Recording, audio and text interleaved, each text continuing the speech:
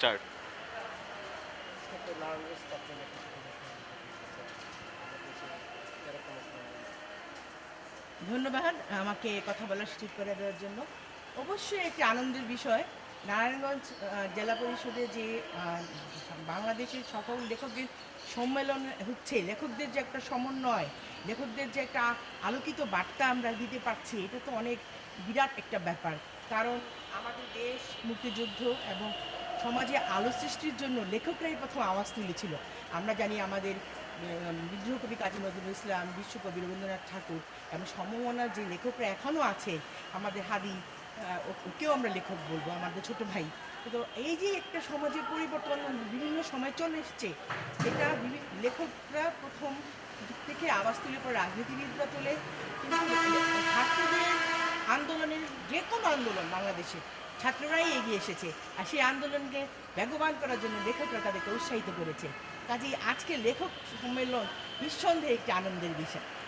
তাহলে আমরা যতটুকু জানি যে এই যে এই লেখক বর্তমানে এখন অনেক লেখক হয়েছে, মানের ভিতরে যাচ্ছে না, আপনি ওই হিসাবে মানে কতটুকু হ্যাঁ, এই আজকের এই দিনটিকে হ্যাঁ, এইটা আমি একটা বলবো, সত্যি কথা বলেছেন। আসলে লিখলেই লেখা হয়ে যায় না। লেখার মধ্যে গুণগত মান থাকতে হবে, উৎকর্ষ সাধন থাকতে হবে, মেসেজ থাকতে হবে, ছন্দ থাকতে হবে, যেখানে লেখক পাঠকের মনকে নাড়া দেয়, পাঠককে ভাবতে জাগ্রত করে। যে লেখার মধ্যে মানুষকে জাগ্রত করার মতো কোনো তথ্য না থাকে, সে লেখা তো লেখা নয়, শুধু লিখে যাওয়ার জন্য লেখা। আপনি সমাজকে পরিবর্তন করতে চাইবেন, সেটাই লেখার মূল উদ্দেশ্য। আপনি শুধু আপনি পারিবারিক ক্ষেত্র নিয়ে ভাববেন, তাহলে তো আপনার লেখক হওয়ার মধ্যে কোনো যৌক্তিকতাই নেই। লেখক মানে সমাজ, দেশ, রাষ্ট্রের উন্নয়ন এবং জনগণের কল্যাণ।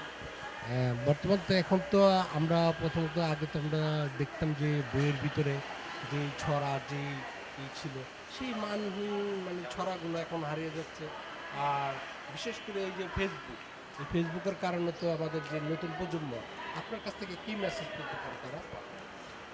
আসলে আগের মতো ছড়া আমাদের ছান্দশিক জাদুঘর সত্যেন্দ্র দত্ত, তারপর হচ্ছে আমাদের আরও যারা ছিলেন, হ্যাঁ, তারা লিখে গেছেন কবিতা, হ্যাঁ, জাদুর কবিতা, ছন্দের কবিতা, তারা কিন্তু ছন্দের মাধ্যমে মানুষকে একটা আনন্দ দিয়েছে।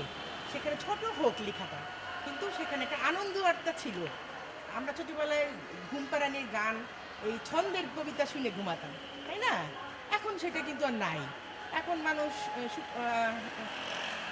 কী করে, কিছু হলে ফেসবুকে লিখে, হ্যাঁ, এবং নতুন প্রজন্ম সেটার প্রতি এত আসক্তি যে একটা বিদ্রোহ ঘোষণা করার জন্য হলো 2 লাইন লিখে ফেলে। অনেকে ভালোও লিখে, সবাই যে খারাপ লিখে তা না। কিন্তু আমি মেসেজ দিব যে তোমরা ফেসবুকে বা সামাজিক যোগাযোগ মাধ্যমে আসক্তি না হয়ে তোমরা লেখালেখি করো, লেখার উৎকর্ষ সাধন করো। তোমরাই ভবিষ্যৎ প্রজন্ম দেশকে পরিচালনা করবে, তোমরাই দেশকে সমাজকে কিছু দিতে পারবে, আলোর বর্তিকা হয়ে তোমরা কাজ করবে। ধন্যবাদ। ধন্যবাদ।